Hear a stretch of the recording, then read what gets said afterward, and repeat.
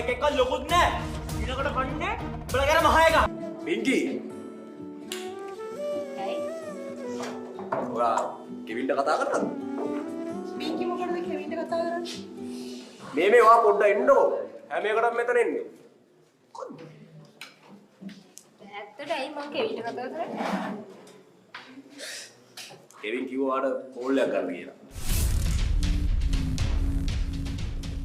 ඒ මොකටද? පින්කි එනම් හොඳකට වෙන්න බෑ. මං දන්නවනේ කෙවින්ගේ හැටි.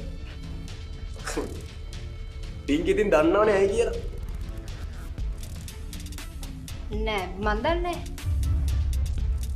ආ නැද්ද? එහෙනම් ඔයා කෝල් එකක් දීලා මහලා බලන්න ඇයි කියලා. කෙවින් කියයි. ඒක ගෙදර ගිය දවසෙත් මාළගේ පින්කි මතක් කරා නේද?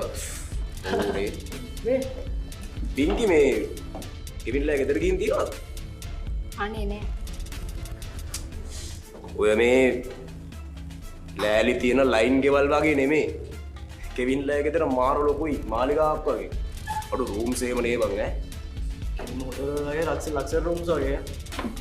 අඩු ගාඩන් එක අක්කරක් කියලා ගාන්න එක. සුදු බං අක්කරයක් උද අක්කරට වැඩිනේ බං. සර්වන්ස් සර්වන්ස්ලාත් අපේ විදිය 12. ඩී බං ඇඟේ හැප්පෙන ගානට සර්වර්. මේ ඔගොල්ලෝ කෙවින්ට මොනවලි බලනවද? ගොඩින් මෙච්චරයි මඩින් මෙච්චරයි. ඉඩම් වල ගණන් බලන්න. ඇයි ඔයාලා මගුල් කපුවද?